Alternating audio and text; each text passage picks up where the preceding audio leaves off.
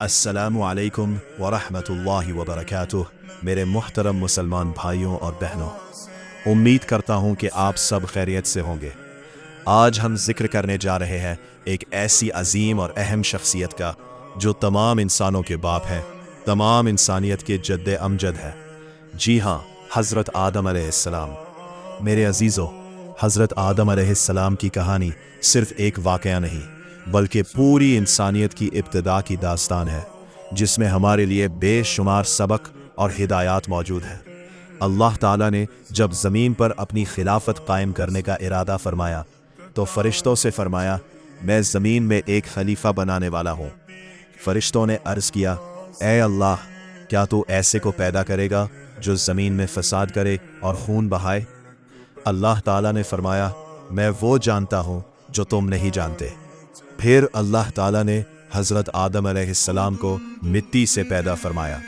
मुख्तलिफ मराहिल से गुजार कर जब जिस्म मुकम्मल हो गया तो अल्लाह ताला ने अपनी कुदरत से इसमें रूह फूंकी और यूं हज़रत आदम अलैहिस्सलाम जिंदा हो गए।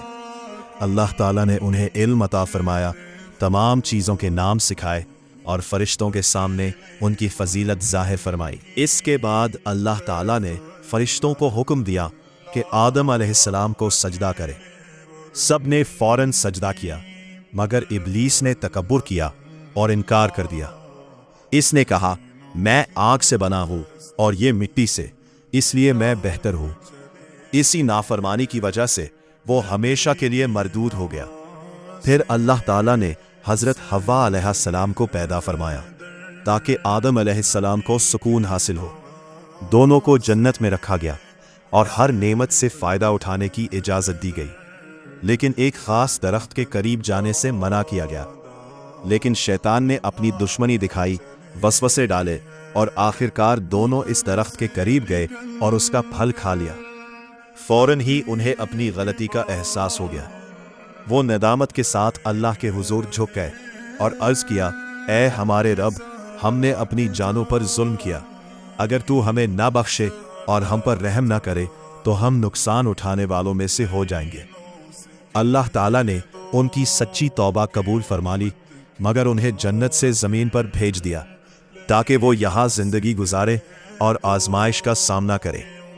ज़मीन पर आकर हज़रत आदम अलैहिस्सलाम ने अपनी औलाद की तरबियत की, इन्हें अल्लाह की इबादत सिखाई, नेकी और सच्चाई का रास्ता दिखाया।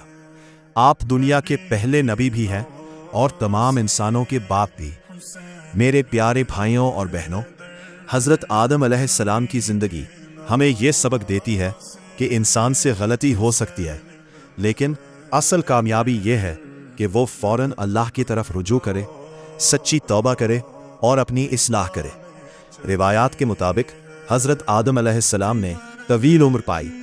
जब आपकी वफ़ात का वक्त आया तो फरिश्ते तशरीफ़ लाए, निहायत अदब और एहतराम के साथ आपकी रूह कब्ज़ की और फिर तदफीन का तरीक़ा भी सिखाया गया ताकि इंसान इस सुन्नत को अपनाए। अल्लाह ताला हमें भी हज़रत आदम अलैहिस्सलाम की सीरत से सबक हासिल करने की तौफ़ीक़ अता फ़रमाए और हमें हमेशा सीधे रास्ते पर चलने वाली राह दिखाए।